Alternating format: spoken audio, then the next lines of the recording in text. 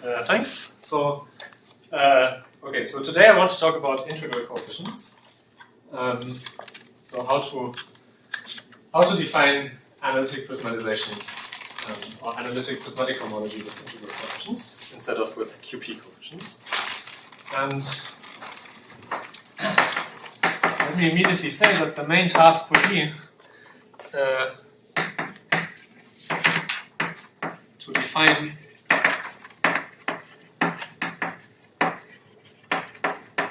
the modified Falk-Fontaine disks that are truly noted XA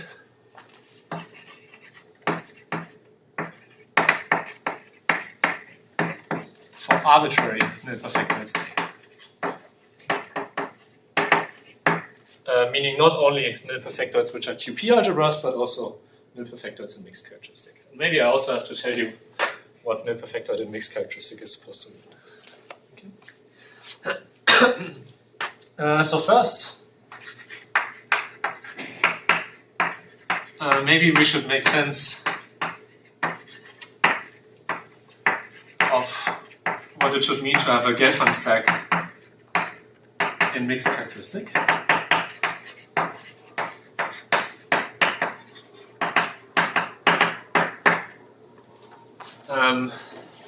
And for this, the rough idea is to replace the pseudo-uniformizer P over QP by some, maybe at first, sort of freely adjoined pseudo-uniformizer pi.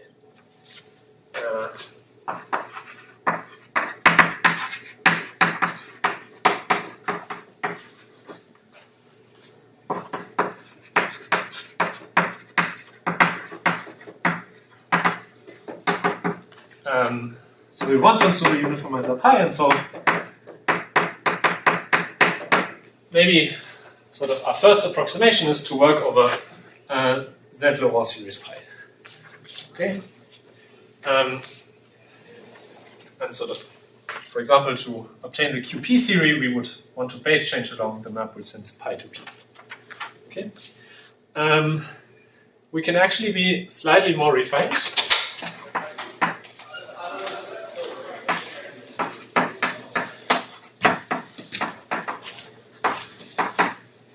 And descend to a quotient of say, unspec of this ring. So more explicitly, we can descend to the so-called stack of norms of Clausen and Scholze. So maybe let me not say what a norm on an analytic ring is supposed to be. Let me just say that it's the following quotient in our setting.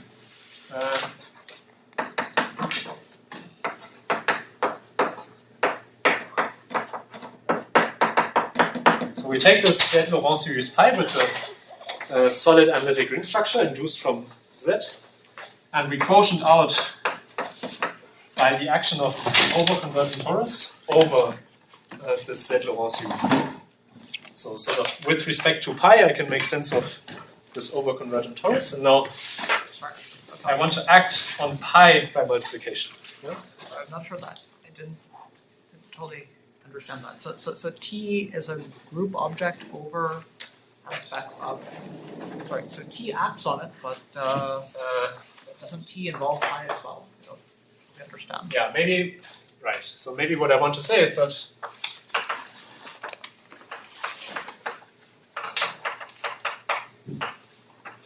the stack of norms receives a surjection from unspec Z solid Laurent series P. And if I pull this back along itself, I get this space. Where this thing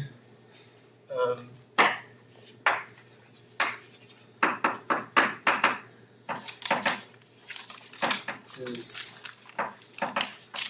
unspec of the colimit. I take Z Laurent series pi and then I adjoin something like pi to the epsilon x plus minus 1. Okay, and maybe I write this as pi prime, and then here this is just the projection, and this map is given by setting pi prime to be equal to pi times x. So essentially, all the definitions that I'm going to make will not depend on this pi itself, but only on sort of the norm of pi. So I can change pi by something which has norm 1. Okay.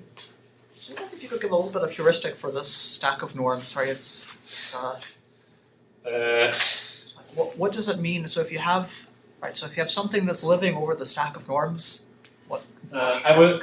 Okay, maybe I make one further refinement, and then I can say something. Because actually, we can descend even further.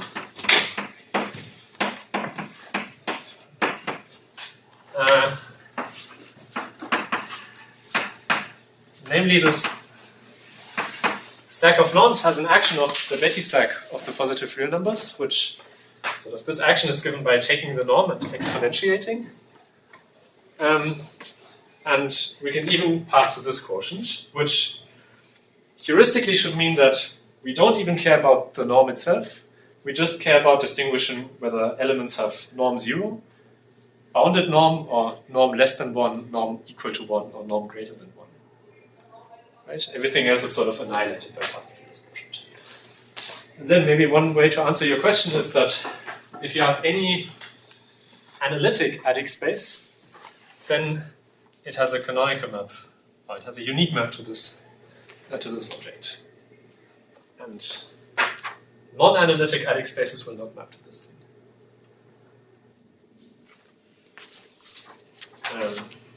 All right. But it's also true that like a complex manifold maps to this. Is that correct? I mean, not in this setting because I'm always working solid. But actually, the stack of norms sort of exists in the gaseous analytic ring structure, and then this is true. Yeah. And by the way, just a question. So, is it true that having a norm is a property and not a structure? So is no, it's extra data. No? Okay.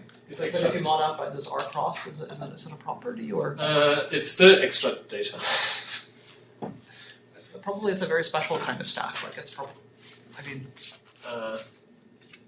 I think basically, so if you look at something like the underlying topological space of this thing, it basically has 2 points. Oh, maybe. Wait, let me make a further restriction.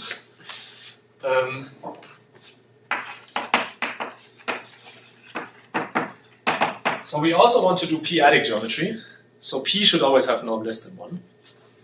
So we should actually want to work over the locus where in the stack of norms where p has a norm less than 1. And well, this is preserved by this r greater than 0 action. Okay? And so if you want to pass to something like the underlying topological space of this thing, it basically has 2 points. And there's like an open point and a closed point. And the open point is unspec QP.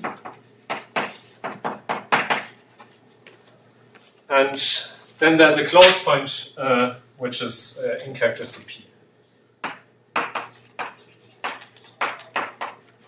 And this closed point has some non-trivial stabilizer. So maybe in particular I should say that if I restrict to the locus where P has positive norm, and I form this quotient, that's just this open point. And it's isomorphic to just QP.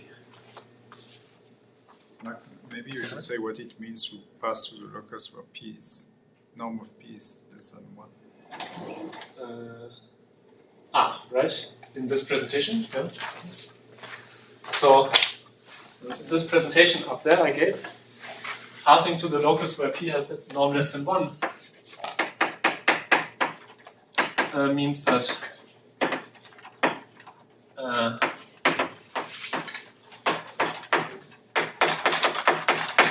And I consider this Laurent series ring, and then I adjoin p to the k over pi as a sort of power-bounded element.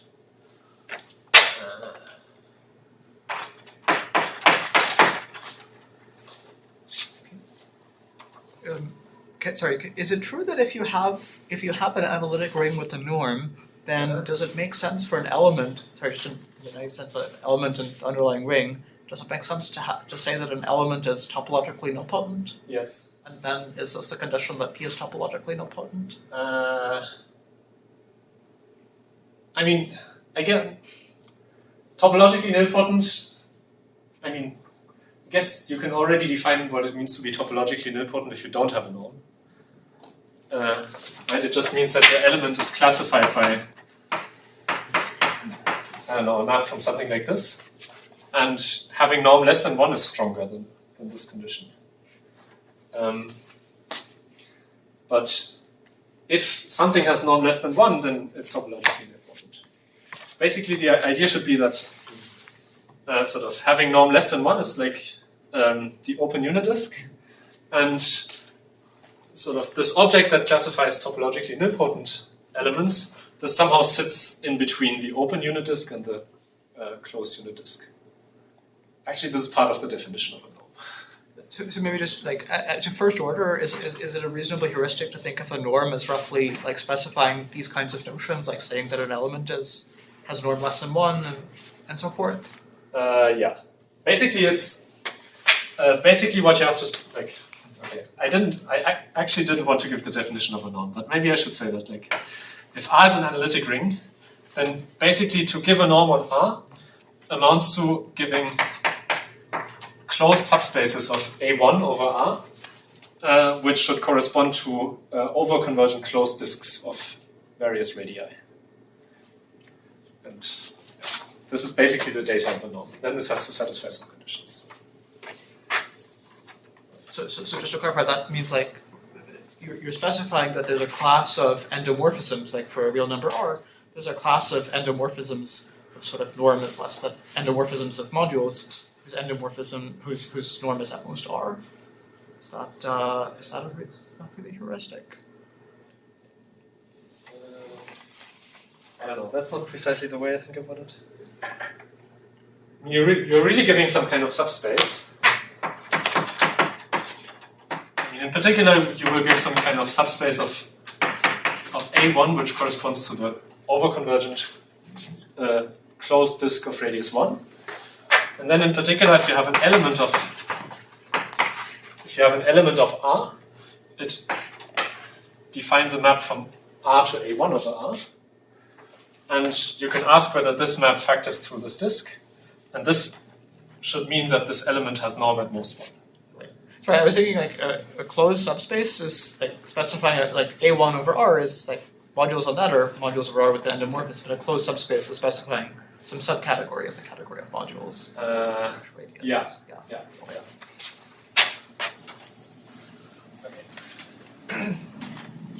Okay. All right. Any other questions?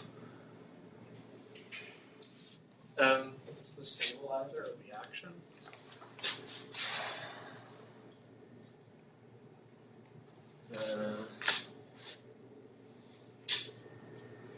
I mean, maybe it depends on how you define sort of this point.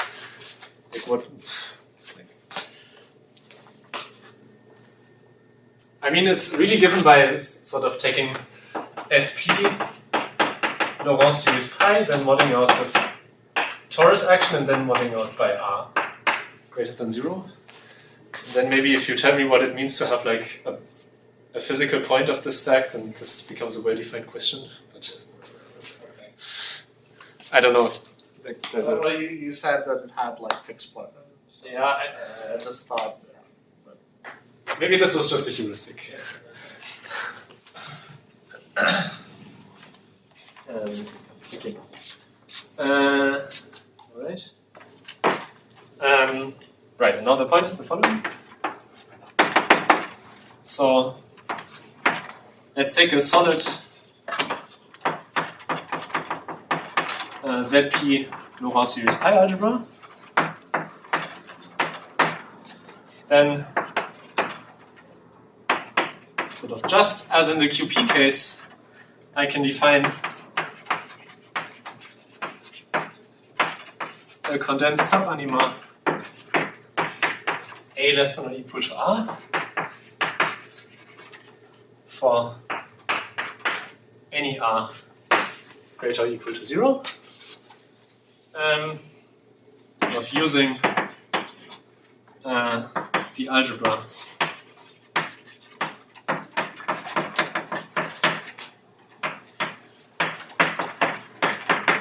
of overconvergent functions on the disk of radius R. And maybe what I said before is that, so this makes sense over Z Laurent series pi, and it also makes sense over the stack of norms. But if you want to descend to this further quotient by this R greater than 0 action, then you can only make sense of this for R equals 1 and R equals 0. And you can still make sense of like the union of these things over R less than 1. This is also still perfect. Okay. And I say A is bounded if it's equal to A less than or equal to 1, and then inverting pi. And A is Gelfand if the uniform completion, which is defined just as in the QP case, so I take this A less than or equal to 1 algebra, I p-adically complete, and then I invert pi. If this is a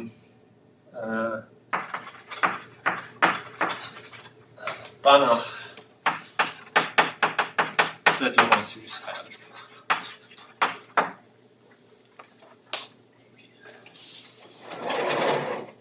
Maybe I should also say,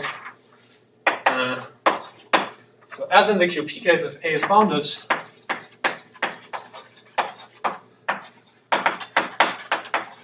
then the diagonal radical, which is defined as this subspace A less than or equal to 0, is an ideal.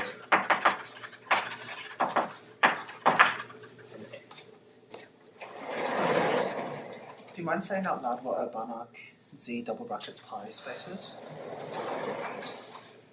Maybe another way to say it is that A less than or equal to 1 mod pi is discrete.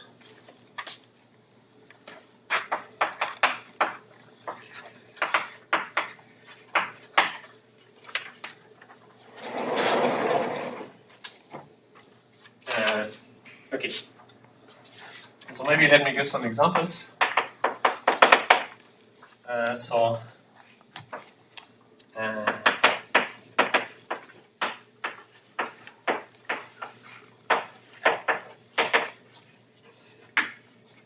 Any Gelfand QP algebra is an example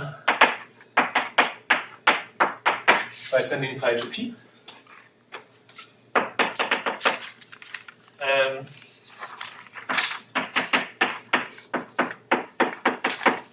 I take the Laurent series ring over ZP.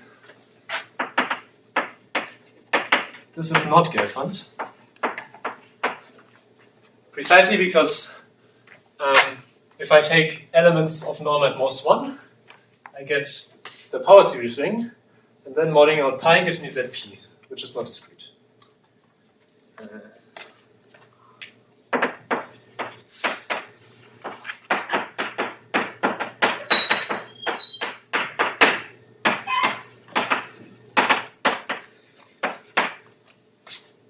Okay. But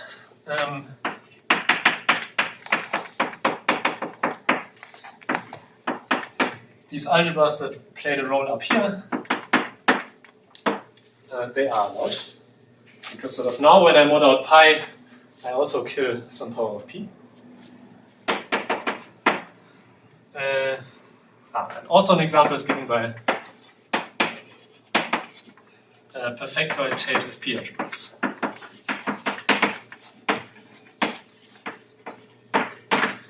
And I have to send pi pseudo-uniformizer.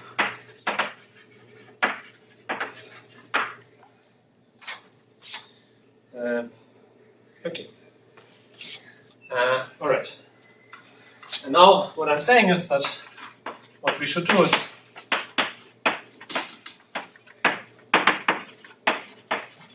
work with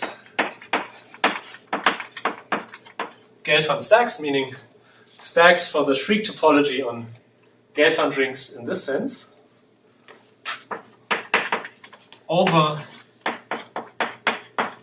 this p less than 1 locus in the stack of norms modulo r greater than 0. Okay.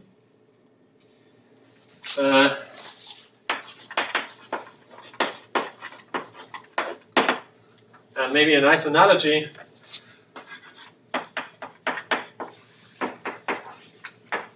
is that the space that I'm working over should be something like split ZP if you're working in diamonds.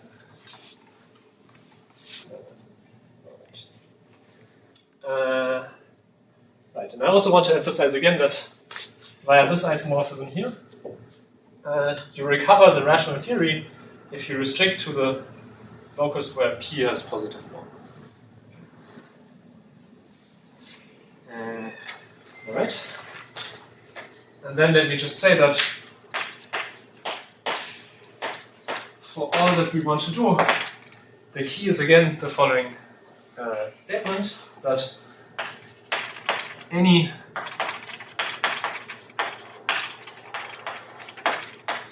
maybe up to these finiteness assumptions that Arthur also already mentioned in his talks, such Gelfand ring maybe A over base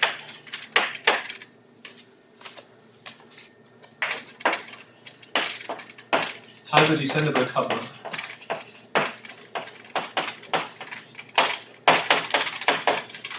A to B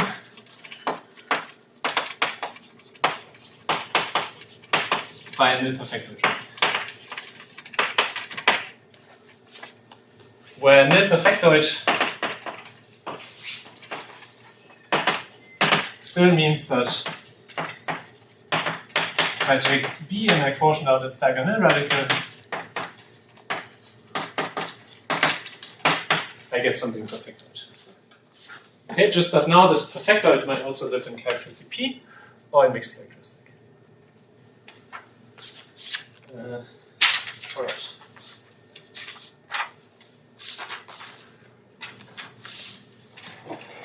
Any questions? Perfectoid is always perfectoid tamed, right? Perfectoid tamed, yeah. I mean, these will always have a pseudo-uniformizer. Or like, yeah. Okay. So I said in the beginning that we need to define these modified Farquhar-Ten disks XA for sort of nil perfectoids A in mixed characteristic in the sense I just described.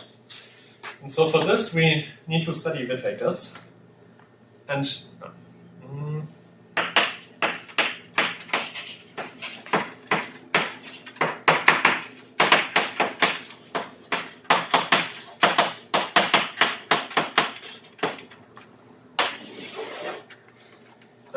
so we will need to sort of define some refined notions of Witt vectors. And I would start by saying something about general delta algebras, and then we will apply this to Witt vectors. And so for this I define the following delta Z Laurent series pi algebra. So I want to use the delta structure on Z of Laurent series pi such where delta of pi is 0.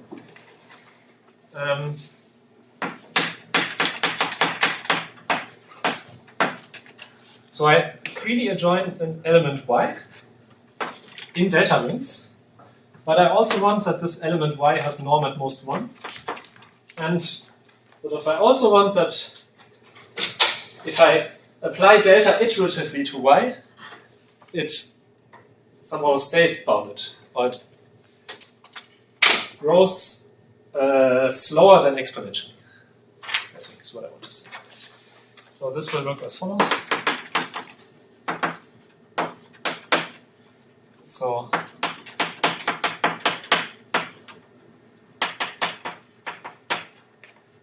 sorry.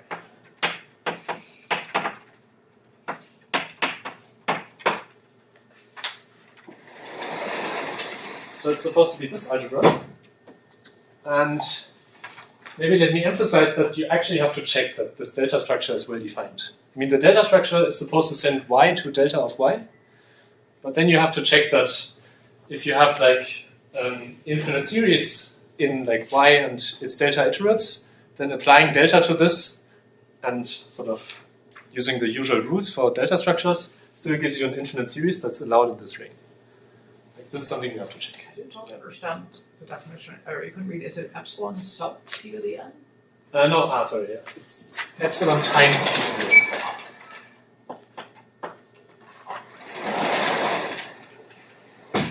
So I also want to explain.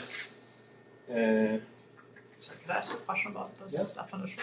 So is there a version of this? So this is the free delta ring is a graded ring, right? Where delta n of y is in degree p to the n.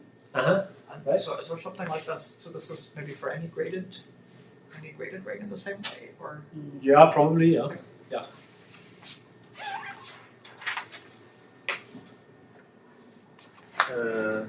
All right. So you have to check that this is indeed a delta ring, but you can do this, and then you can also show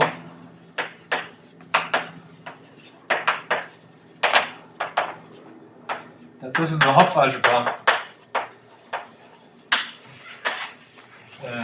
compatibly with delta.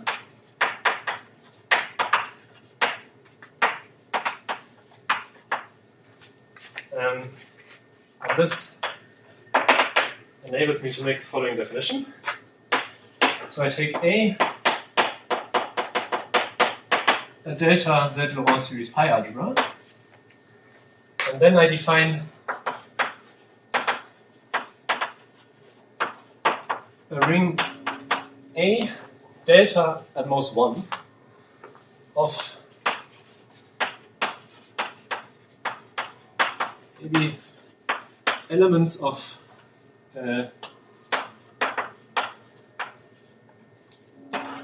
delta norm at most 1.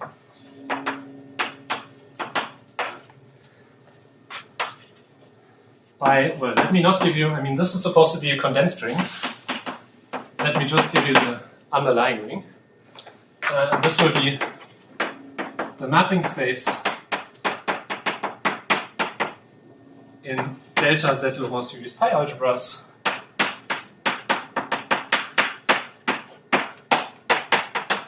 from this delta algebra I just defined to A. And so, because this is a Hopf algebra, this thing will have an addition and it will also have a multiplication again. Okay. And in addition, I can define the delta diagonal radical of A as the limit of this thing along multiplication by pi.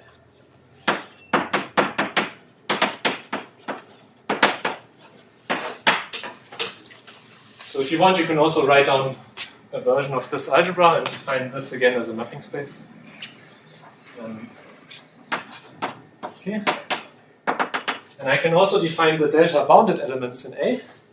And this is simply given by taking this delta less than or equal to 1 ring and inverting pi.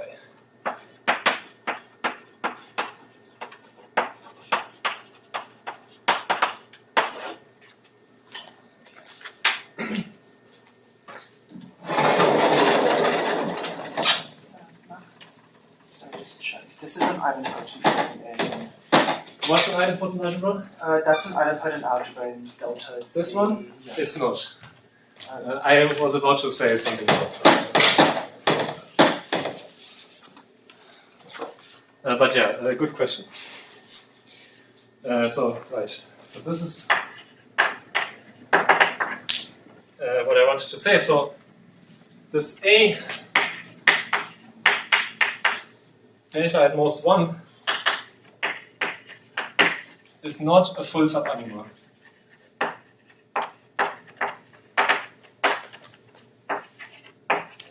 Of A.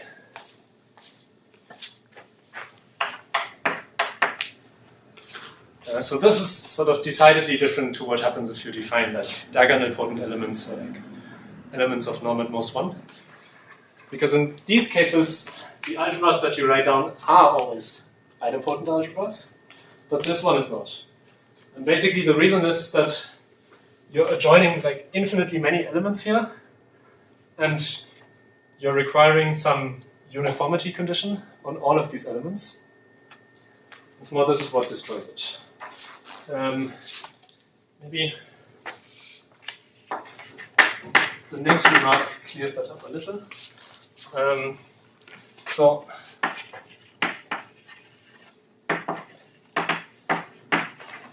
you should think of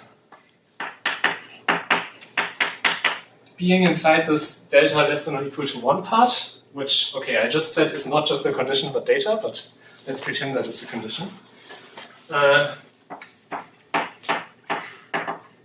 As saying essentially two things.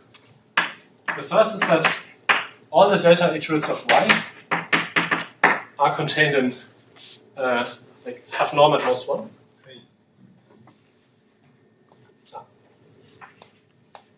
Yes, sorry. And if I look at these delta iterates, they're also supposed to grow not too fast. So, in other words, there's supposed to be some epsilon such that this thing is a null sequence.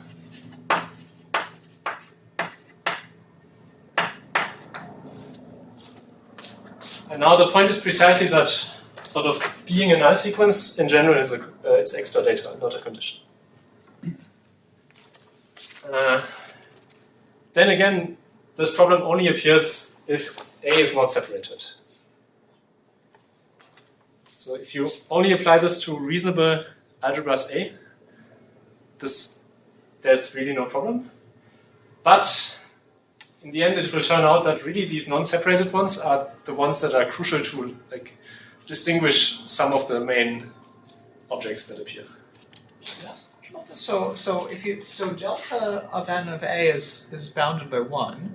So when you multiply by pi to the epsilon times p to the n, it's of norm less than or equal to pi. Yeah, I guess this always has, each term here has a norm at most, norm less than 1. Okay, sorry. So, but in general, if you have a sequence where the norms are going to 0, I guess it doesn't have to be a null sequence. Right, right. This is precisely the point. Yeah. But could you also say, sorry, so how is this null sequence being encoded in the construction? Well, it's the fact that sort of I put the angle brackets around these countably many things. The angle it's brackets. Not, yeah. Like, it's not that I put angle brackets around each individual one, and then I take some colimit, but I put all of them inside the angle brackets.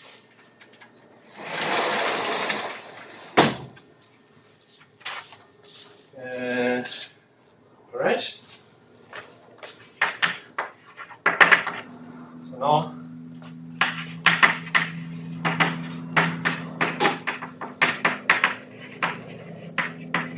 let's go back to the case where A is just a Z-Laurent series pi algebra, no data structure. And then I define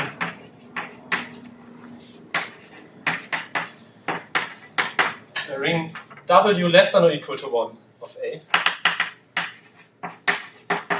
as precisely this delta less than or equal to 1 construction applied to the ring of the vectors of A, where this thing is a delta Z-Laurent series pi algebra by sending pi to Teichmüller of pi.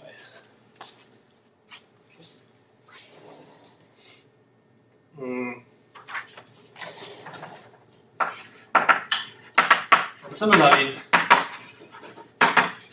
I can define sort of the dagger nilpotent bit vectors of A as the delta diagonal radical of W of A and the bounded bit vectors.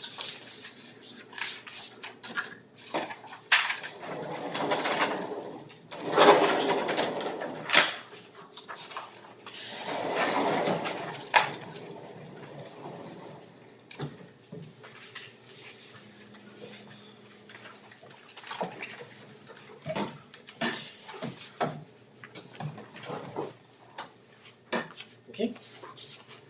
And so let me say again what it means to have a bit vector in this W less than or equal to 1 of A. So, sort of having an element of the string of bit vectors of norm at most 1 is basically the same as having an element of the bit vectors of A plus a growth condition on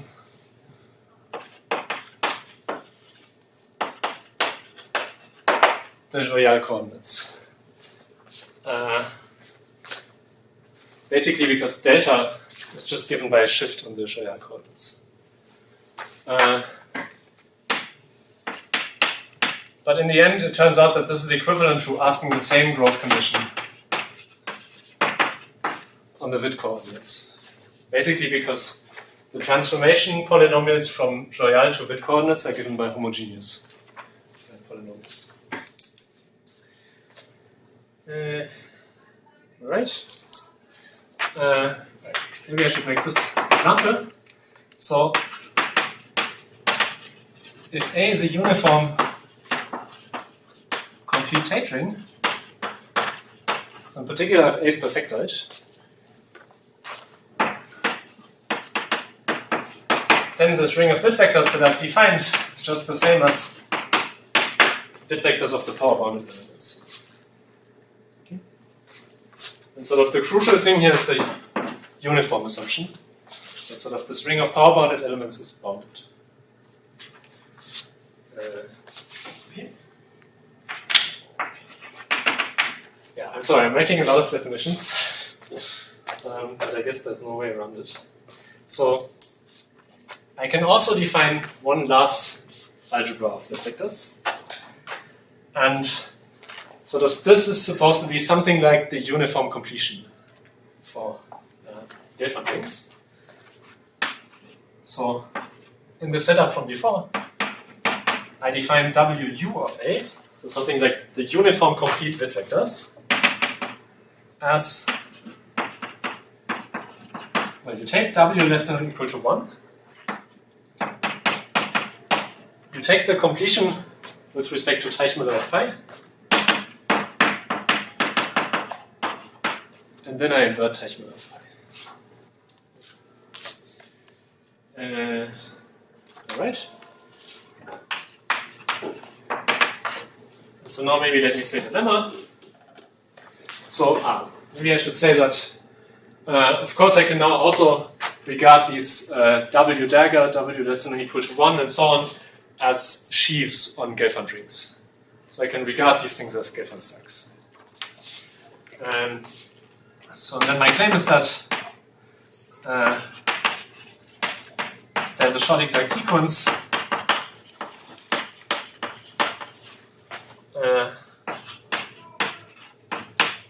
which goes 0, W dagger, W, WB, WU as sheaves. Okay. So just from the definitions, I think it's very straightforward to see that the kernel of this map from WB to WU is given by W dagger. just because sort of it's defined as this limit along multiplication by, well, in this case, Teichmüller of pi. And here I'm taking the completion with respect to Teichmüller of pi.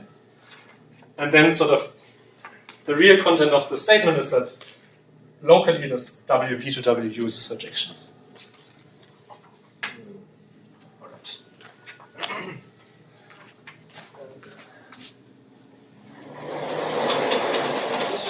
So is this true for any, does it become a short exact sequence for any null perfectoid? No, I don't think so.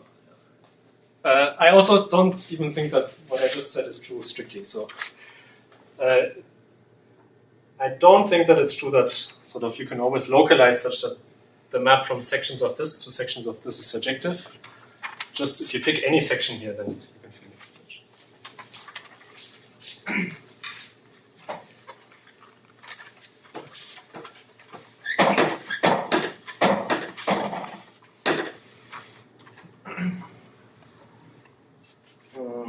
All right, and then before we move on, let me mention that we have the following analog of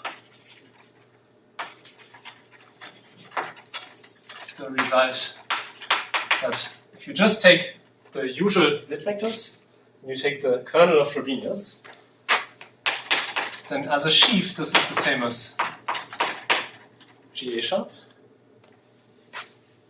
And sort of, yeah. So the statement is that if I take this W dagger sheaf, and I take the kernel of Frobenius, I get something which I denote GA sharp dagger. And this is G spec of the following colimit. So I take Z Laurent series pi,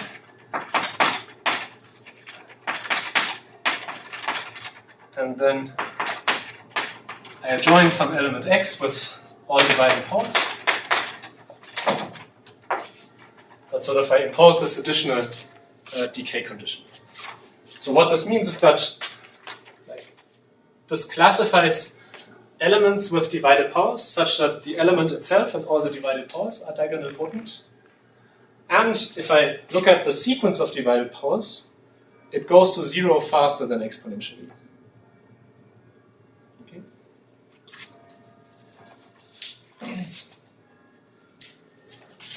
Slightly confused. Where did you impose that that x is dagger no potent? It's because if you forget about the divided powers. Oh, because it's a colon and L. Right. So if you just look at x, I'm taking this colimit.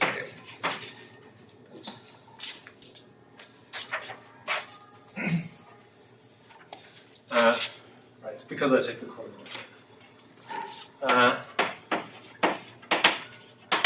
And you can make similar statements for like the other variants I defined. Yeah. So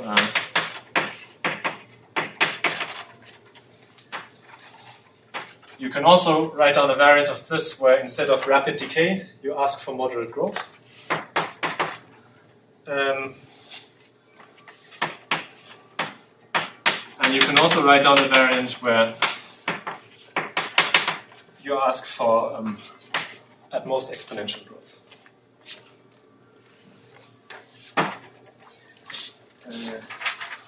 All right.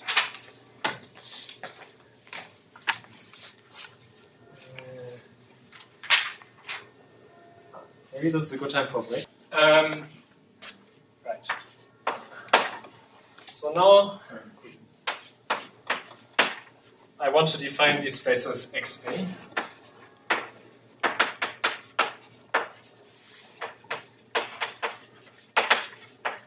For mixed characteristic nil perfectoids.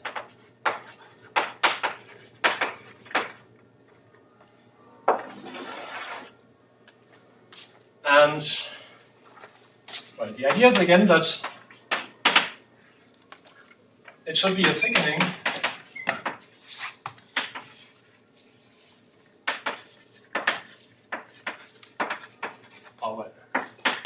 dagger thickening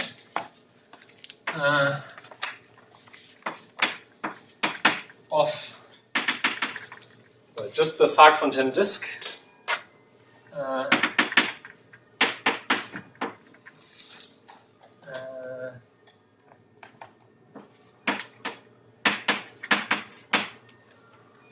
of the reduction. Maybe now I don't want to take the punctured version. So I want to keep the locus where p is equal to 0. Okay. So this is just well, it's just some co-limit of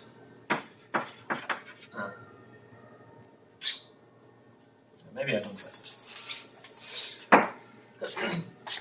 And more maybe I should also say that we want this thing to have a Frobenius. And we still want to have a map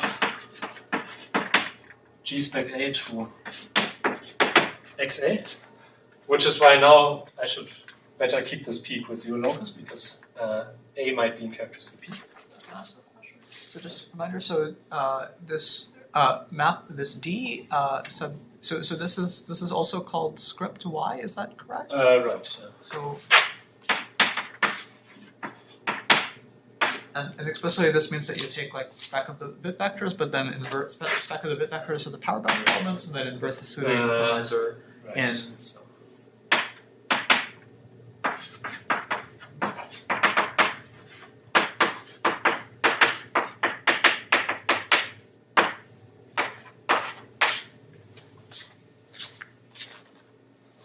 This thing, but as a Geffen stack.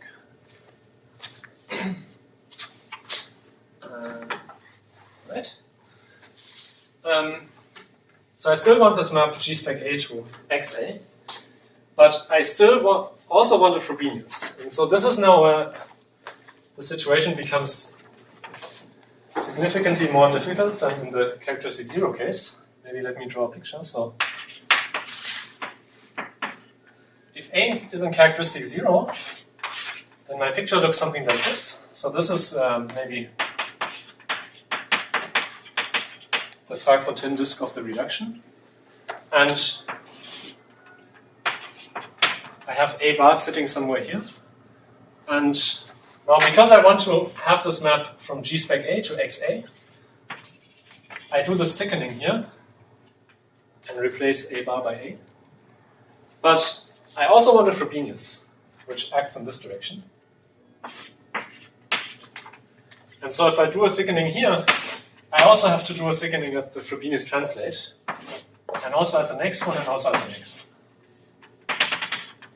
So this is why here you make these countably many thickenings. But the major advantage is that somehow the locus where you make or the loci where you make these thickenings, they are somehow separated. They are sort of sufficiently far from each other. But now let's imagine what happens if I move this A from characteristic 0 towards characteristic P, which is down below here. Then as I move this down below, these thickenings will lie denser and denser in this space. And sort of in the limit case where A has characteristic P, sort of I start still with my Fark-Fontaine disk of the reduction. But now I have to do my thickening in characteristic P. And now somehow the fact that I want this Frobenius will spread out this thickening to the whole space.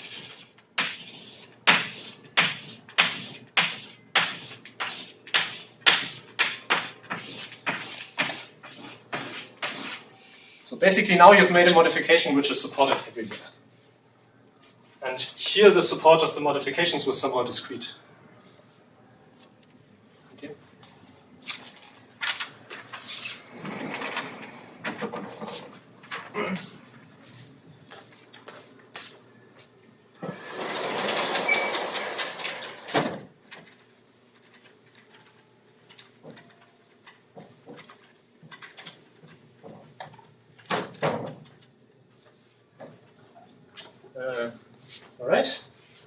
And so this is why, instead of doing the simple push-out definition, we really have to use Witt vectors now. Okay. And so then, let me start working towards the definition. So the first thing is that from now on I will want to work over Z Laurent series pi, but additionally I also join all p power roots of unity of pi, which will make it easier for me to speak about pi flat. Okay, but in the end, like, this is a descendable cover of Z Laurent series pi, so I don't lose too much. Right, and so then I have a pre-sheaf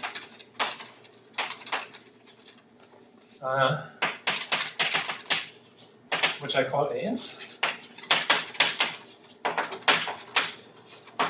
and it sends a nil perfectoid to A-inf of the reduction, and sort of note that now I really also want to work over this p less than 1 locus. So strictly speaking, I would here also have to join something like p to the k over pi, right? Because otherwise I can't make sense of like nil perfectoid or perfectoid. Maybe inside.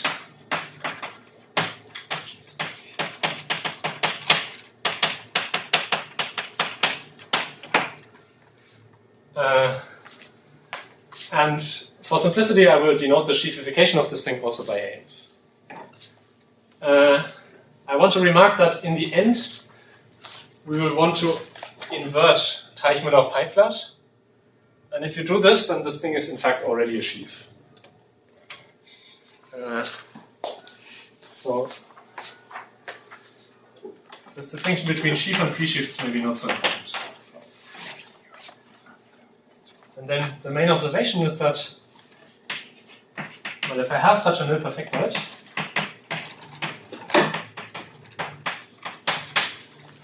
I can always look at the map from W less than or equal to 1 of A to sort of the Witt vectors of norm at most 1 of A bar.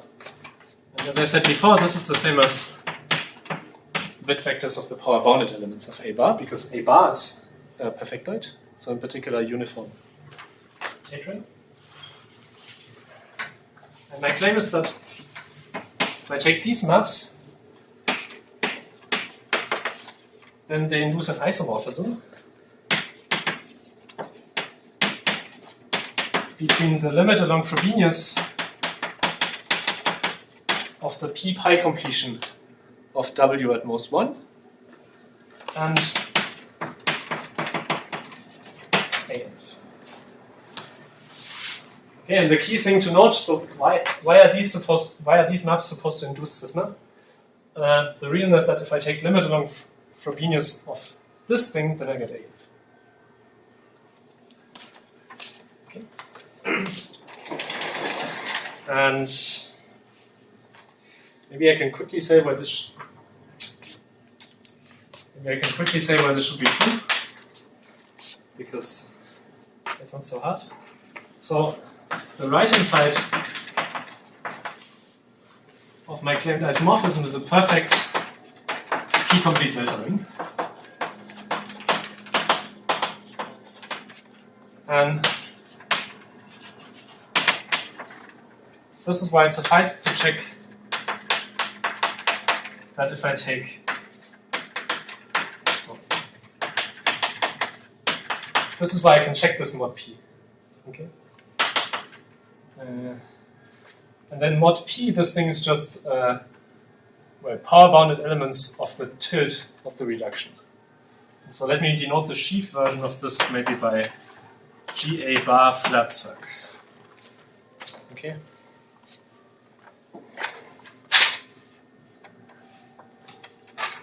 Right.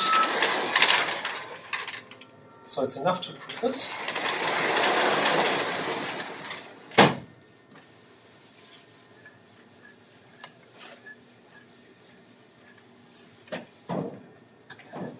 And then, well,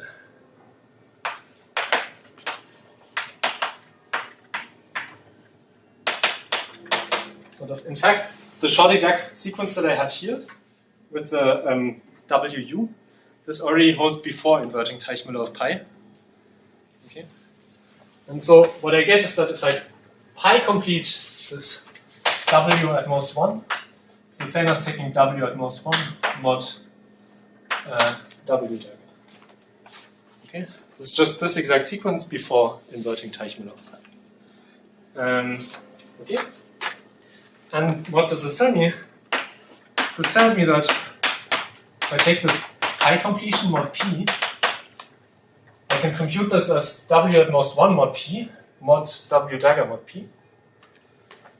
And now, sort of, because I know that the Frobenius kernel on these Witt vectors is somehow related to this GA sharp, or to these versions of GA sharp, I know that, well, if I take W at most 1 mod p, I get this GA sharp at most 1. So GA at most 1 mod GA sharp at most 1 mod GA dagger mod GA sharp dagger. And sort of now you observe that you can first quotient out this thing by this thing, and then you get just the power bounded elements of the reduction. And then I have to quotient by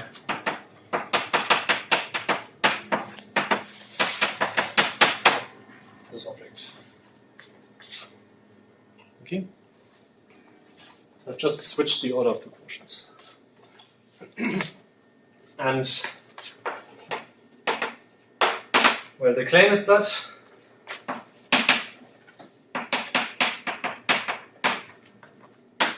if I take limit along the p power map of this thing, it's the same as limit along the p power map of this mod p. Right? Because this right hand side is exactly the same as power bounded elements of the tilt. Okay? And now you can just explicitly check that this inverse system and this inverse system, they are cofinite. And this gives you the result.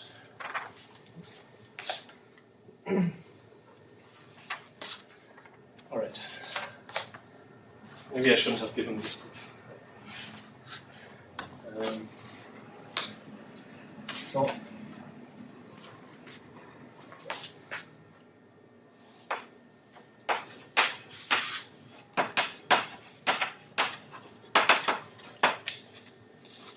Finality is because you're working on like speed less than 1. I'm not actually sure that this is needed. Don't ask me to do the argument on this project. Okay, sorry. It shouldn't be too hard. It's just something elementary about divided powers, I think. You just have to factor some maps through things. Okay. Anyway, so the upshot of this proposition is that I get a map, which I call theta tilde, from A inf, which is this inverse limit,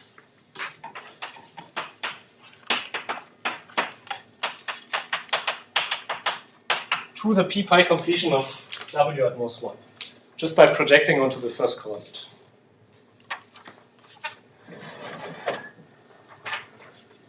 And the reason why I denote this theta tilde is because you should think of this thing as essentially a lift of Fontaine's theta map. So essentially, how this map should go is you take some Teichmüller of A and A inf, and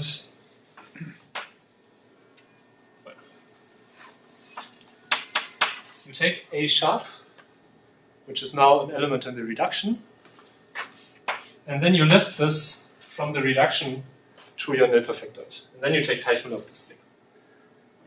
And sort of my claim is that this is actually a well-defined operation if you map into this completion here. Okay. The tilde refers to the fact that you lift. Right, I lift from A bar to A. Sometimes this notation is used to denote the composition of theta with Frobenius. Just Yeah. That's fine. Yes. So this is supposed to be a lift. So in particular, I can go from here to sort of the reduction, and this composition is just theta.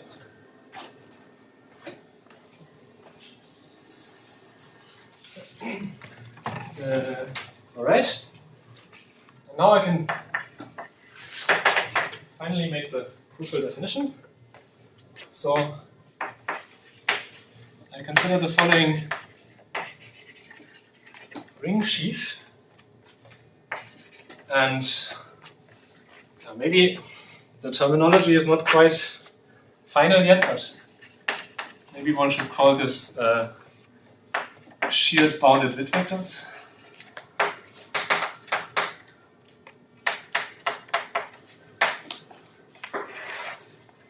And so then maybe I denote this by upper SWB. And it's defined as the following pullback.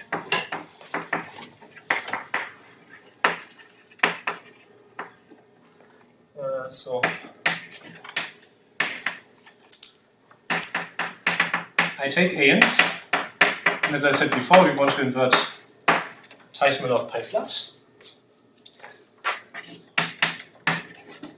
And I take this sheaf of bounded Witt vectors WB, and I take the fiber product over the p pi completion of W at most 1, and maybe I want to invert Teichmann of pi. Okay. And so this map is exactly supposed to be this theta tilde.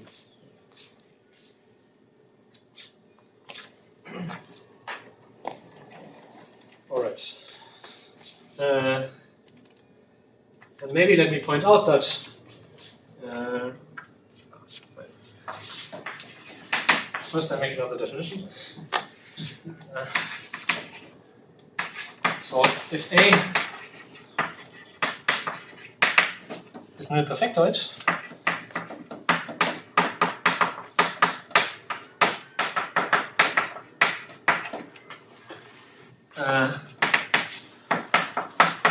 with norm of p less than 1, I define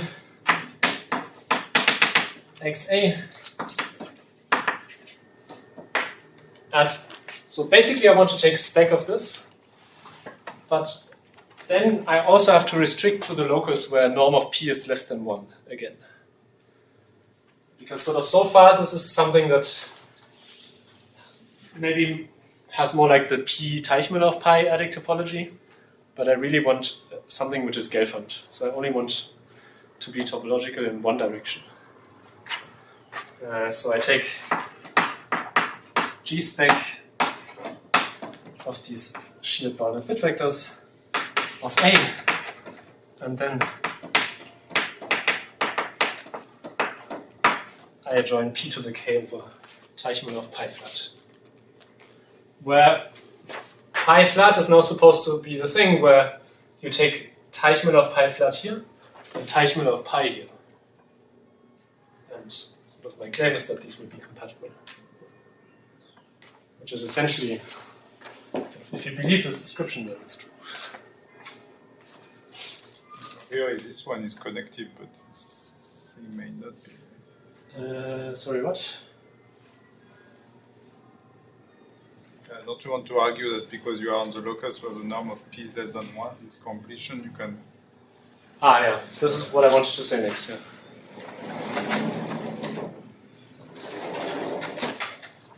Right.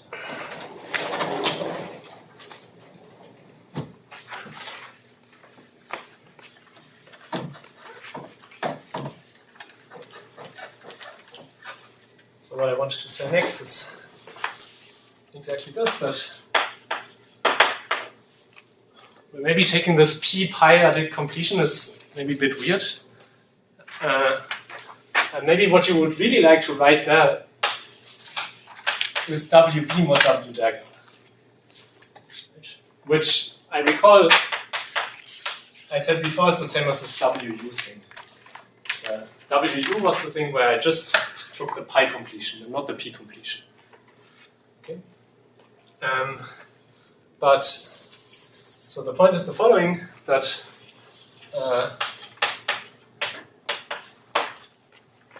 if I take any k and I do sort of this localization, then they become the same. So if I take WU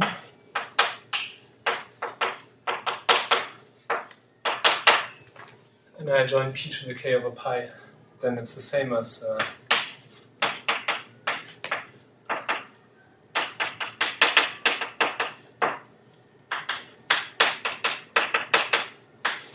this.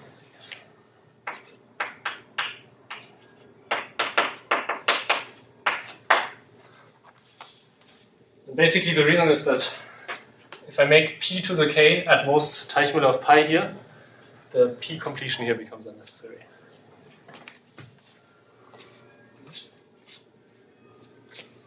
So in particular, maybe I should say this. I get a short exact sequence for this for these sheared bounded Witt vectors.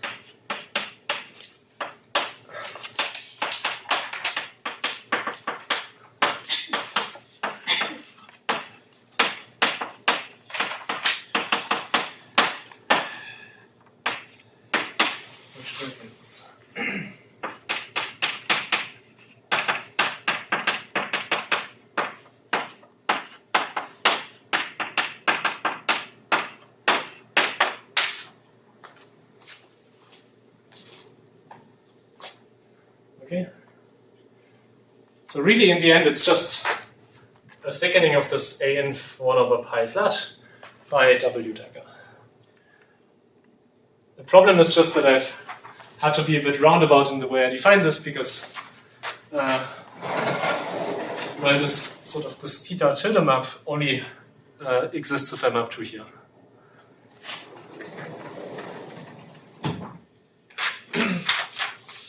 All right.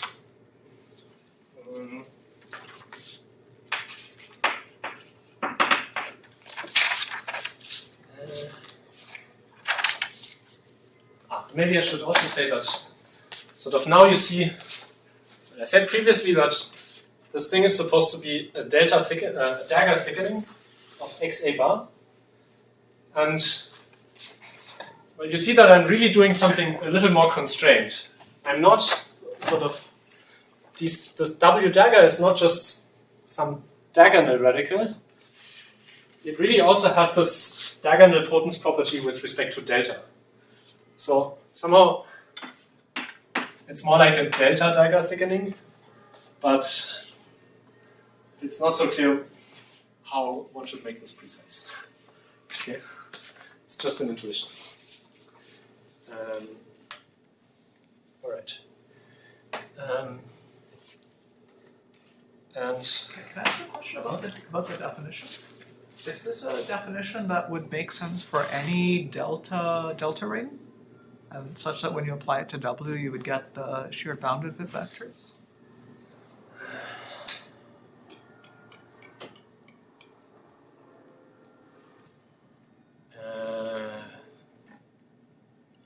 Probably. I mean, if you replace AN by sort of this perfection, I guess then you can at least make sense of everything. Sorry, but yeah, but just to clarify, I mean, it does. Sorry, it's still like it does look quite different from Drinfeld's definition of the sheared vectors as a pullback. But it's sort of almost the same, right?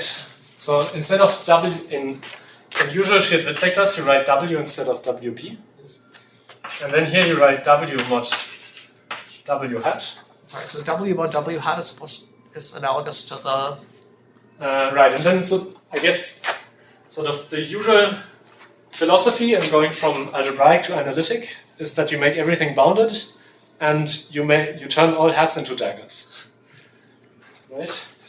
And so basically I would like to write WB to WB mod W dagger. And then here, I guess in sheer prismatization it's something like the perfection of W mod W hat. And so here I want to write AINF because I want to get some thickening of the usual Falk-Fontaine curve. But sort of using this isomorphism here, you see that also AINF is kind of the same as W mod W dagger. If you grant that sort of this quotient after localizing to some p to the k at most pi flat is the same as this funny completion here. Which, I mean, you see by putting together this with the short exact sequence I had earlier.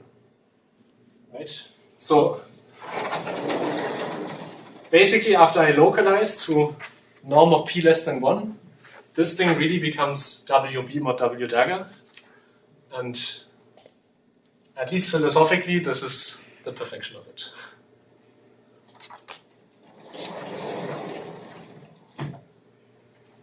So yeah, it requires a bit of unraveling, but it's really quite analogous, I think.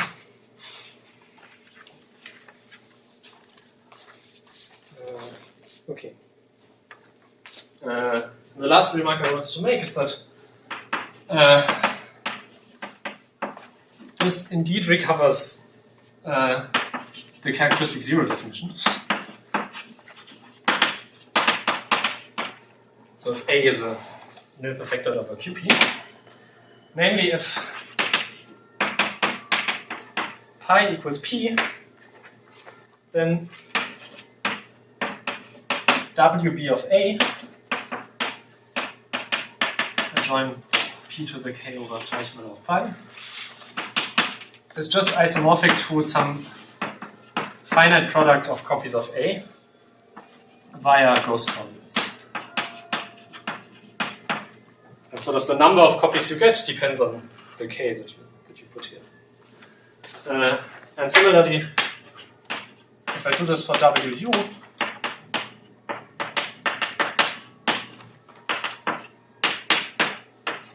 I get a product of a finite number of copies of A bar. And so, after localizing to something like this term in the diagram is a finite number, is a product of finitely many copies of A. This is a product of finitely many copies of A bar. And here I just have AINF. And well, this is exactly the kind of pullback you take on the space of functions of this thickening.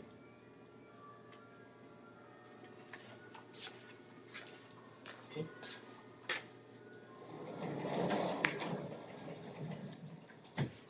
So the key point is really that if you take Witt vectors of a characteristic zero ring, it's something very easy via ghost coordinates.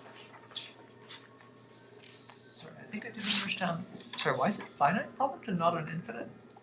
Because you're doing this localization. And I guess this is P over Teichmüller of pi. And I mean, in this picture, this localization corresponds to sort of truncating at some place here. And so you see finitely many thickenings. Sorry, so maybe just basic question is that, so in characteristic zero, sort of the, like, most of it is the AN somehow, right? And the rest is like a modification. Right. And here it's like if you apply this to something which is P nilpotent, somehow most of it is the bit vectors itself, the bounded bit vectors. I mean, I guess so. Still, sort of, if you look at this short exact sequence, you see that if I take the dagger reduction of the sort of structure sheaf, I still just get AINF. So, okay. Right? Like this will always be contained in the dagger radical. Basically because like being delta diagonal potent is stronger than being diagonal potent. So these are all diagonal potent elements. So still, if I take the structure sheaf and I take the dagger reduction, I I get the usual Fark-Fontaine curve. It's just that sort of this diagonal radical has a much larger support now on the space.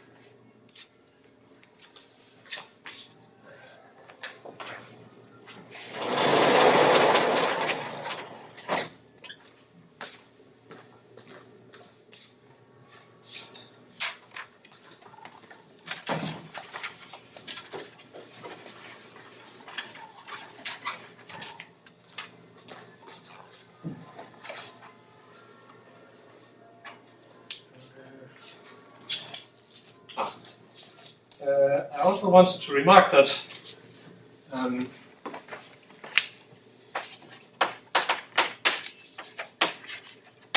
you still have a radius map. Sort of.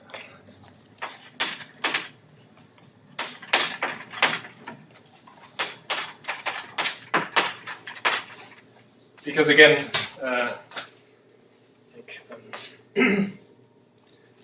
if I take the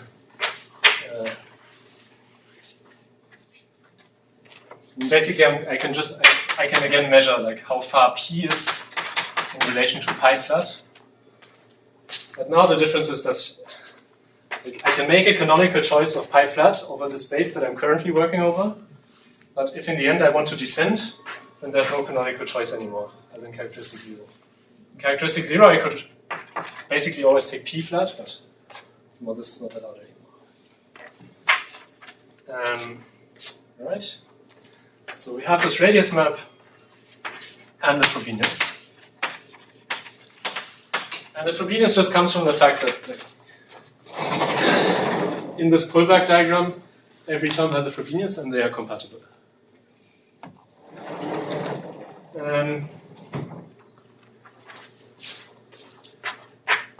And there's also a map G spec A to XA.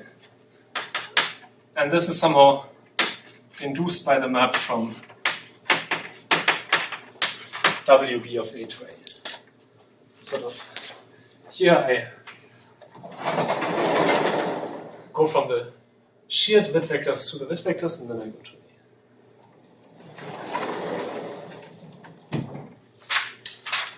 A. Alright.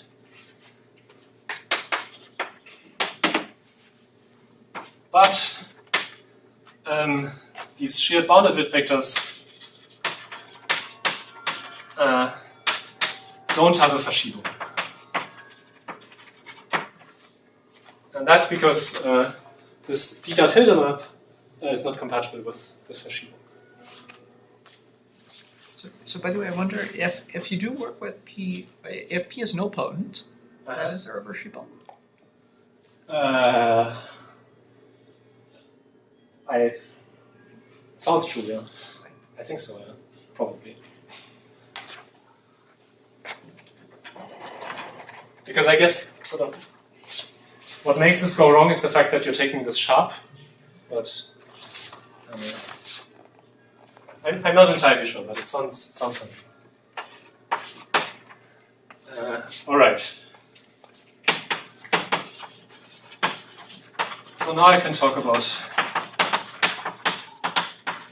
analytic prismatization. Maybe one thing before is that note that this XA space now also has a non-trivial mod P fiber. So I can also now consider the prismatization of something of a geometric space which lives in characteristic P. Because I have now divisors which live in characteristic P. Okay. A confused question. So first of all, the radius map is real again. Yes, yeah. Oh, spec of it, yeah. Oh, nah, the map goes the other way. Sort of. The map goes this way. Okay. Yeah. Oops. But I guess they have the same Durham stack, and it factors through the Durham stack. And Right, so although you're working relative to the stack of norms where you quotient by r greater than 0, that doesn't affect the radius now? No, this is what I said before. Like, if I don't fix this pi, I don't have a radius map anymore.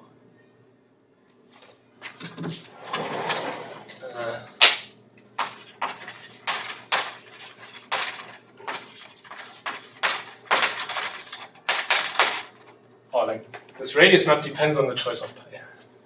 The other definition is descent. But this is the only thing that depends on pi.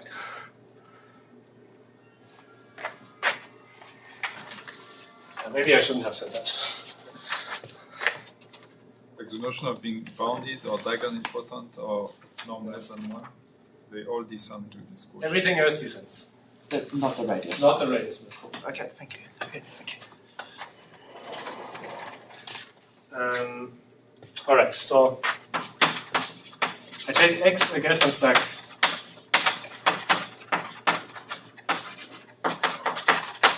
So right, we just discussed that everything descends to this quotient of this norm P less than 1 locus in the stack of norms by the positive real numbers. And so now I take a Gelfand stack over this thing.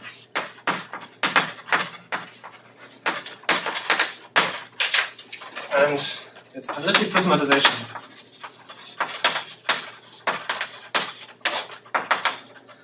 is, well,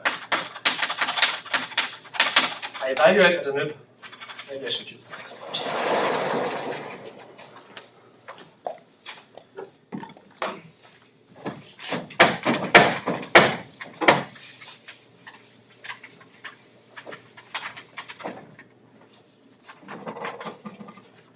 So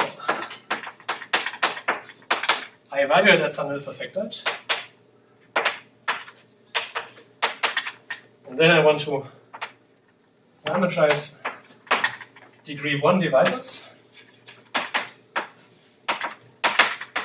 inside of XA together with a map from T to X. And so again, I ask this degree 1 condition after pullback to the reduction.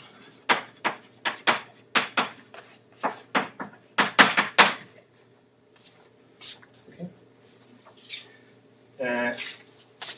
All right.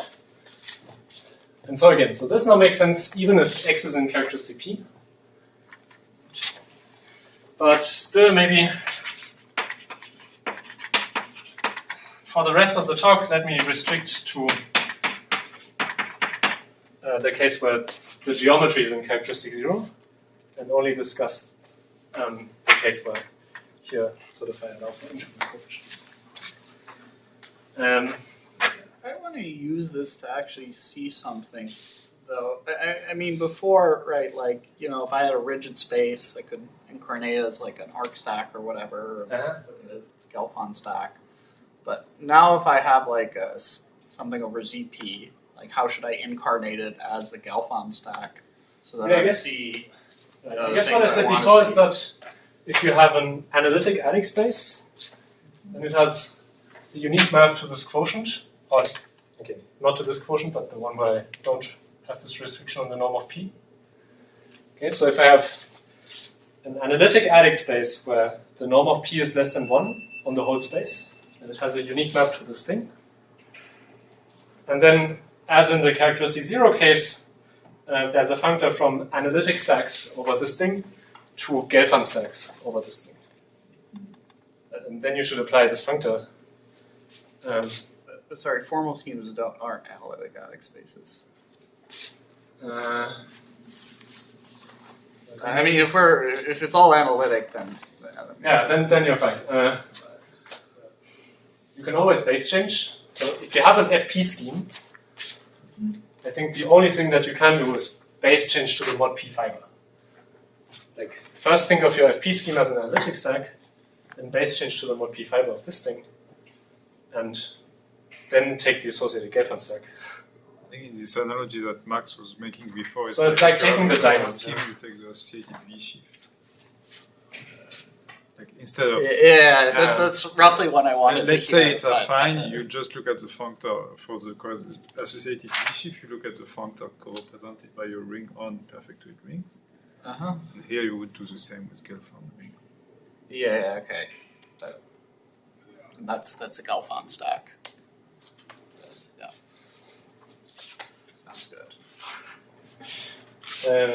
All right. Okay. So, in the situation where x is over qp, so previously, with characteristic zero coefficients, we saw this thing that if I take the prismatization and I restrict to 0, 1 under the radius map, so, right, so this thing still has a radius map because x is over qp now. Okay. Then this is an isomorphism onto x0p. And so it turns out that this stays true if you include 0 now. Right? So maybe I should say that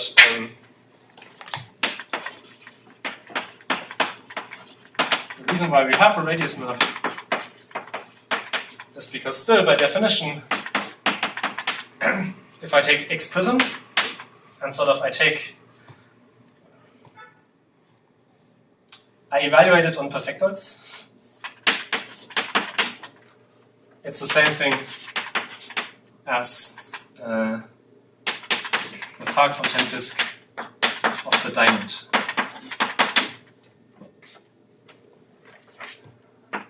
So it's like before you took the Ramsack of this, you get the Fark-Fontaine disk of the diamond, except that I don't want to call this the Ramsack because it, in positive characteristic, it doesn't compute the Ram cohomology. But, and so because x is in characteristic 0, this thing has a canonical radius map still, and so I can make sense of this. Alright? And so this tells me that. So you want to say it's an isomorphism? Alright. Thanks. Yeah, it's an isomorphism. And so this tells me that it suffices to understand the object, which I still call x-1, and it's still obtained by taking the limit of the prismatization along Frobenius and then modding out Frobenius. Okay, so if I understand this thing, I understand this 0-1 part of the prismatization, and everything else I already understand from the characteristic 0, like from the characteristic 0 coefficients theory. Okay.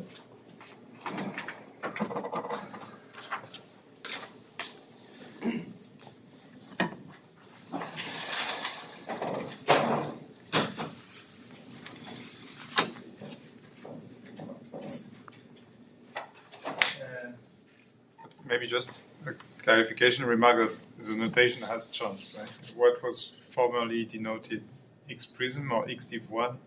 Yeah, now. Base changed to 0 infinity open. Now, if I write x prism or x div 1, I always now mean the integral version, not the rational version. Is this just as simple as taking a base change to get Yeah, the one we had before? I mean, this is what I said before. Like, if you base change to the locus where the norm of p is greater than 0, inside here you just recover the original thing. Alright.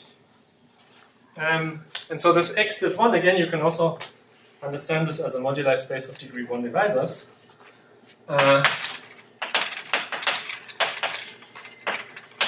This is the moduli space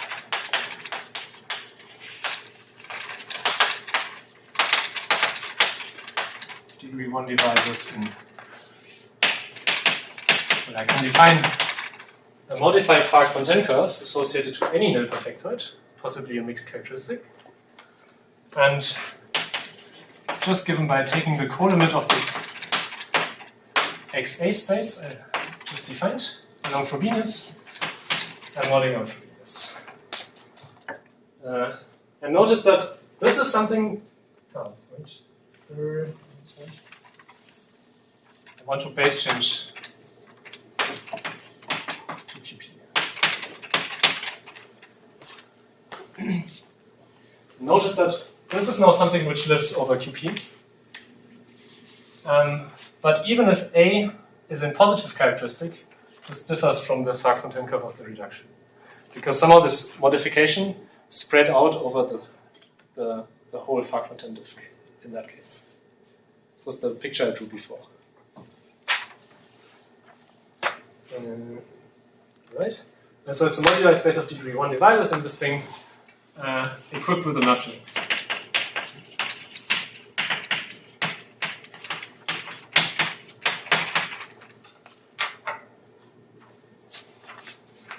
Right.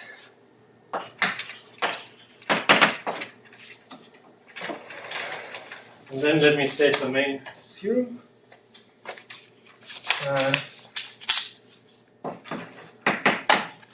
So again, you can explicitly describe diff1, which is defined as QP diff1.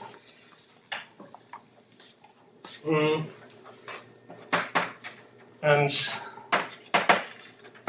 it's still given by the same formula as before.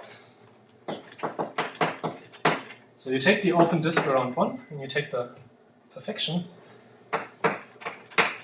you remove 1 here, and then you quotient out by QP cross LA.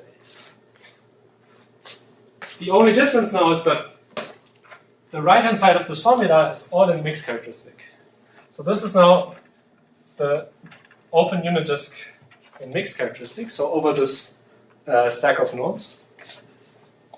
And also this QP times LA now has a mixed characteristic meaning, which I will come back to in a second. So the action is again given by the same thing. So the action is still that if I have gamma in QP cross, I act on such a sequence of p power roots by raising to the gamma. And then as before, over the stack QP diff1, I can also describe GM diff1.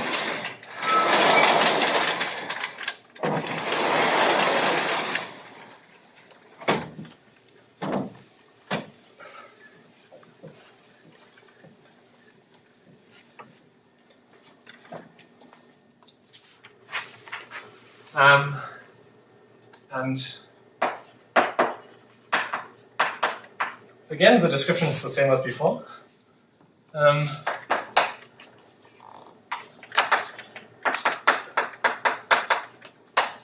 So you take the perfecta GM and you mod out by ZPLA, where the ZPLA action is again given by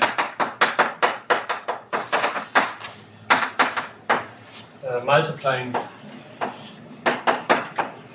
by the appropriate power of Q.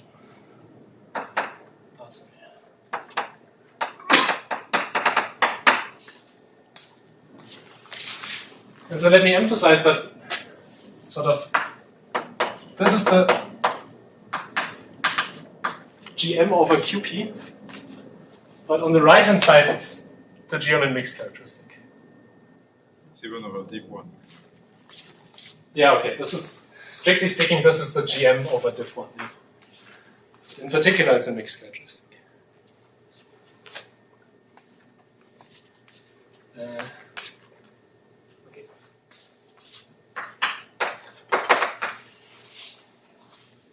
Okay. Are there questions? I'm just trying to parse this. So you're multiplying, the action comes from multiplication by powers of Q. But Q is defined up to... Yeah, so maybe I'm slightly cheating. So this ZP should really be twisted by... Okay.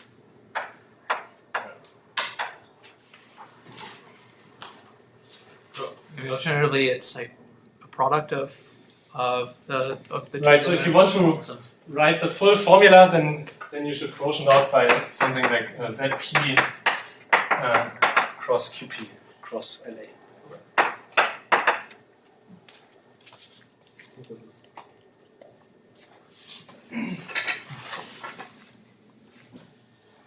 Yeah, so as already yesterday, I'm ignoring some twists. Okay, so maybe let me quickly say what goes into this calculation. So I want to emphasize that this is now a hard calculation, as opposed to the calculation with characteristic zero coefficients, which was an easy calculation. Because in characteristic zero, you have this nice pullback diagram for diff1. Right? So there was the statement that if I take x diff1 and I take the place change in, then it's basically x Yodokato, and then you pull back along this map x cone to x cone. Right, so this you could use to describe GM diff1, and for QP diff1, you had this convenient statement that you can take QP Yodokato and pull back along the map from A1 mod GM to A1 mod GM to round. Somehow this was how you could obtain these formulas with QP coefficients. Now you really have no choice but to compute the relevant Banach-Colmer spaces. So the key is that I can define, up here, I've defined for any nil perfectoid A, a Fark-Fontaine curve associated to A. And so in particular, I can define BC spaces, where, for example, the BC space of O evaluated at A is defined as taking the global sections on the Fark-Fontaine curve of A of the structure sheaf. Okay. And now this is, again, a mixed characteristic object. So this lives over the space. And so essentially what you have to check is two things. That BCO is QPLA and that BCO1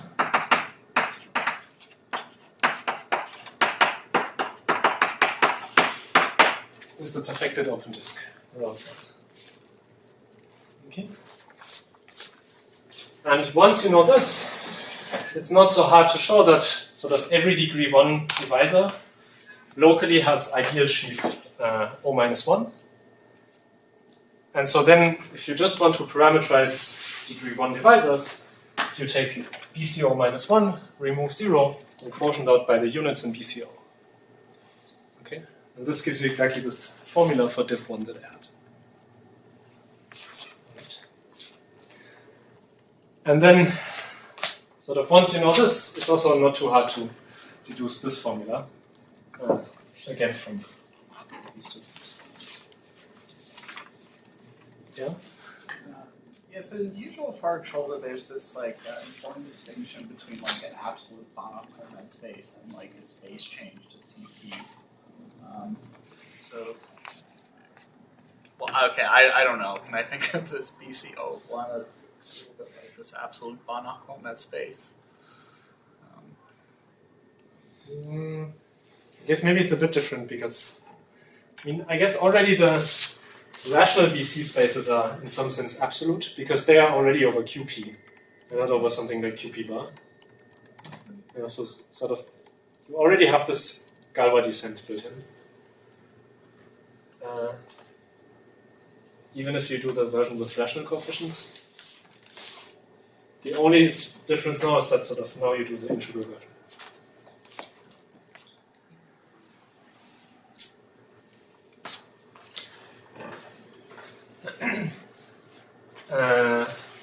All right.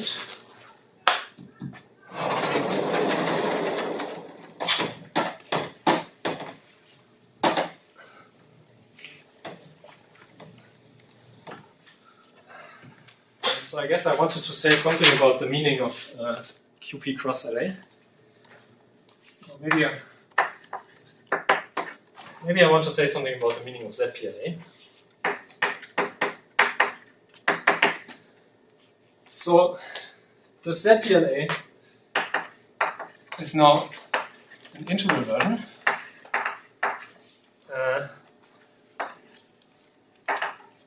And it's defined in terms of binomial coefficients.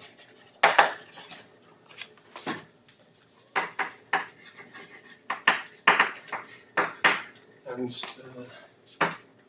the fact that sort of in mixed characteristic you should use binomial coefficients to speak about something like locally analytic actions or locally analytic vectors has basically been worked out by some recent papers of Berger-Rosenstein. Also Berger-Rosenstein. Maybe it's sort of this was in the solid setting. Sorry, can I ask one question? So this all lives over this stack of norms, Yeah. right? So if I just base change the special fiber or something like this, I don't know if that's allowed, but what do these become? I don't know, the same thing. I don't know if... Is it just trivial? Or is it just trivial? Or I don't think anything becomes any easier if you place change to characteristic P. No, I was hoping it would become simpler. Like yeah, no, I just don't think... become very, very degenerate or something. I don't think it becomes simpler. But you can base change to something like fp double parenthesis pi, and then you can write down something. But this theory applies in that case, I guess. Yeah. I mean, that was developed maybe in that FP case. So I wanted to write down the formula.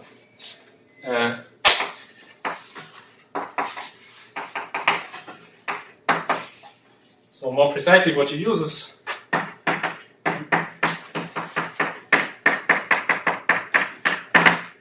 you take locally analytic functions on ZP with Z Laurent series pi coefficients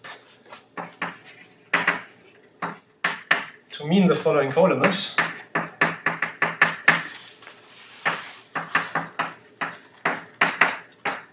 So I adjoin all binomial coefficients of some variable x, and then I ask that these binomial coefficients grow sub-exponentially. Okay. Sort of, I guess, you can base change to FP Laurent series pi, and then you can write down a formula like this, but I don't know if this is any easier. Sort of, if you want to make explicit calculations, you always have to base change to something like Z Laurent series pi to write something down, but it doesn't make the calculation easier, I think. Maybe I also wanted to say that, so with this definition of ZPLA, so you take this thing, take the base change to the locus where P has norm less than 1 and take G spec. You can glue this to obtain a Gelfand-stack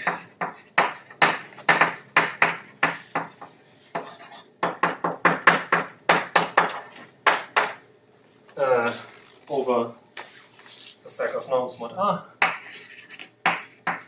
for any p-adic manifold.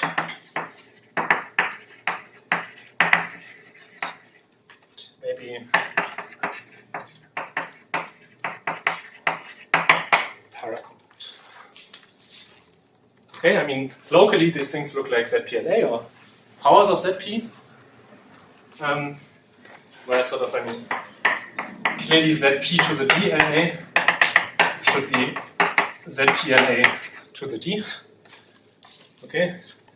And my claim is that these local charts you can glue in given stacks.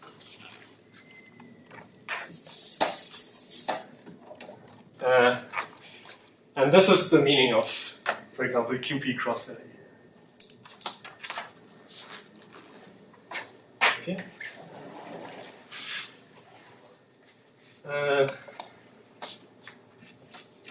So and then, all right. So then let me say what you can get out of this.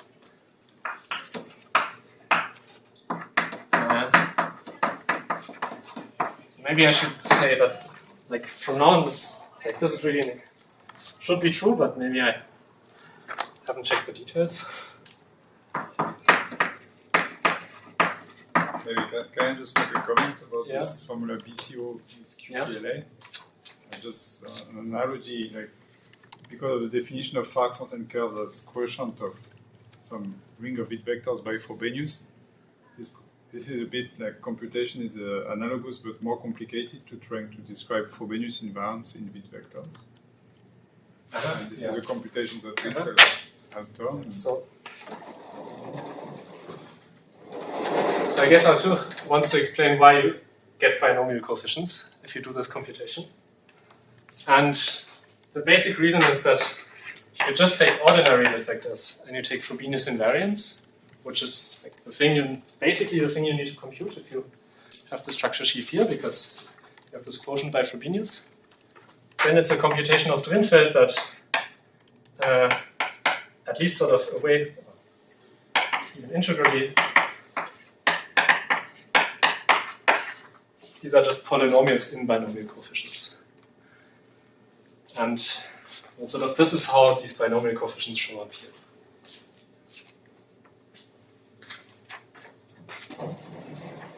So you can imagine that now you sort of add some growth conditions, and then, well, sort of the main difficulty that you have to overcome is that actually you don't work with something like, I don't know, maybe W dagger, but you always work with some localization.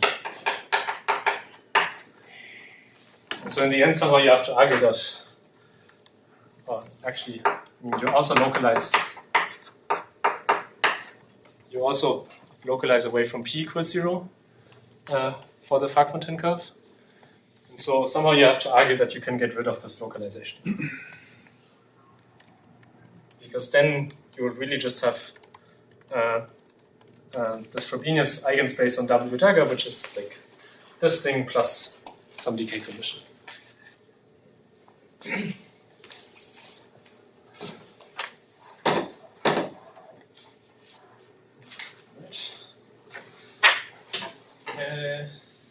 Okay.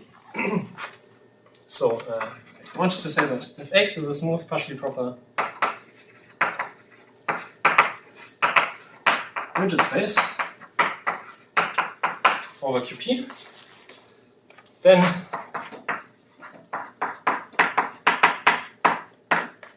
as with QP coefficients, basically, this X diff 1 computes pro-étale cohomology, but now ZP pro-étale cohomology. And the precise statement is that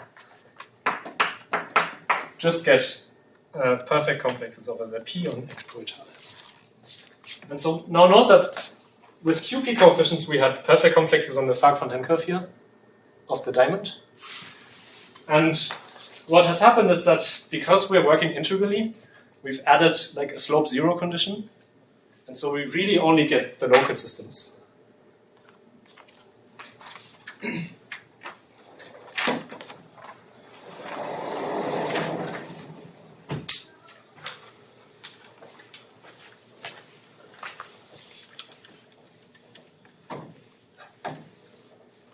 Right? And then we also make a quick comment about the syntomification. So basically you can make all the definition. So in my first talk I defined the analytic syntomification, and basically the only thing you needed to do this was the analytic prismatization. And then you did this pullback procedure, and so on. But now, because I now have a notion of prismatization with integral coefficients, I can sort of copy all these constructions and get a notion of syntomification with integral coefficients.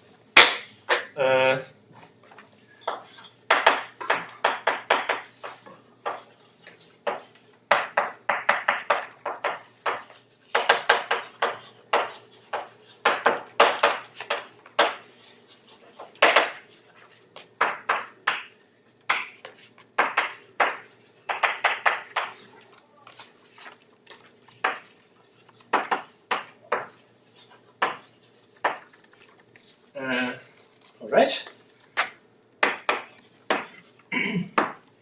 And then sort of you should get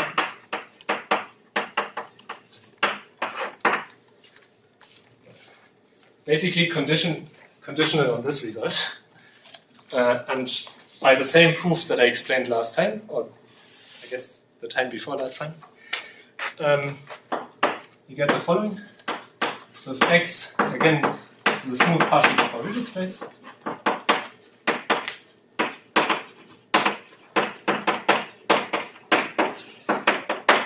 over QP, and then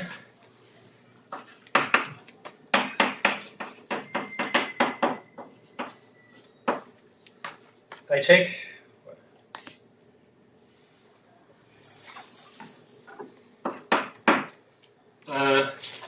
so I had two comparison theorems, and one was the one with Hyodo-Kato cohomology, and one was the comparison with Pro-Étale cohomology. Clearly, the comparison with Hyodo-Kato cohomology you cannot expect anymore, because like Hyodo-Kato and the Ram cohomology are all like rational things, and now we're really computing something integral. But the Pro-Étale comparison is still true.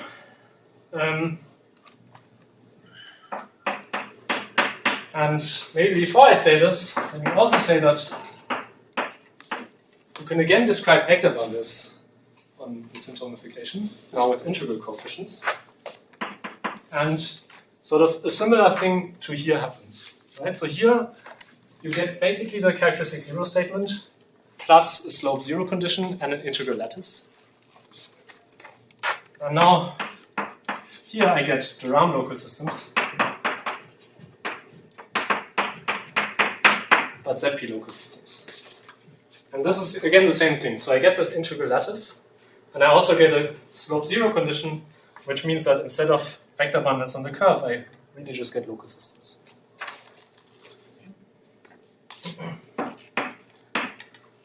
And then when maybe having this, I can formulate the second part more cleanly. So if I have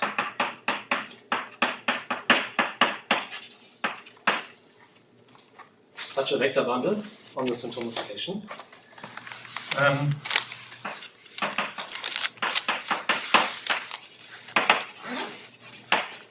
the Hodge-Tate weights are at most minus I. And well, now you can interpret Hodge-Tate weights as the thing intrinsic to the syntomification or as the Hodge-Tate weights of this local system. Then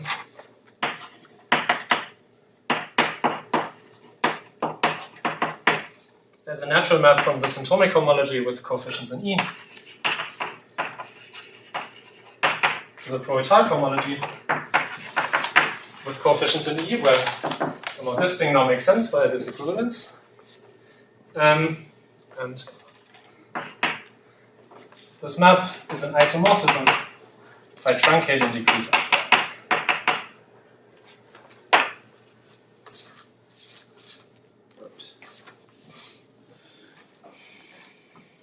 Wait. So, this is all I wanted to say. Thanks.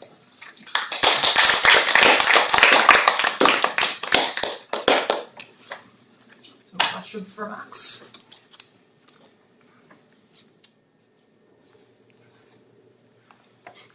So what if X is a formal scheme over ZP? Yeah, I don't know.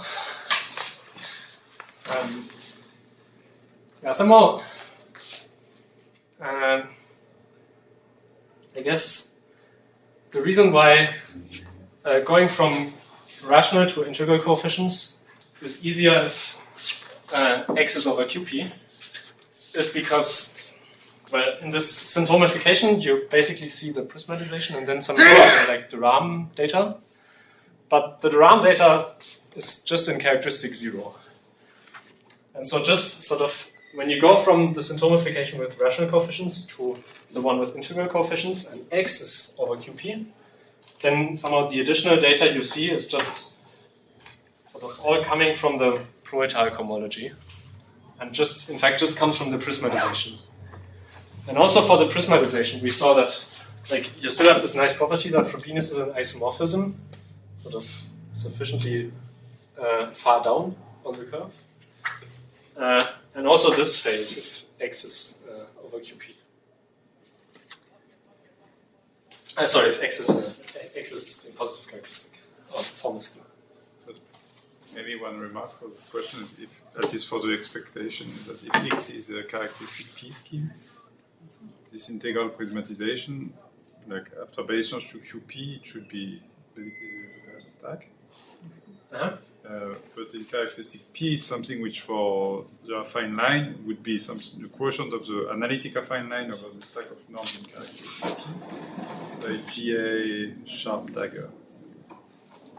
So it's kind of interpolating between a stack which is related to rigid cohomology and some version of the Durand stack. Right, so x is over fp, and I take sort of the generic fiber of the prismatization. This is perfect. And if I quotient out Frobenius, then it's the Hyodo-Kato stack. And this is supposed to compute rigid cohomology. And if I take, well, if instead of passing to the locus where p has positive norm, I pass to the locus where even norm of p is 0, so not just the special fiber, but even this like, slightly larger thing. Then I see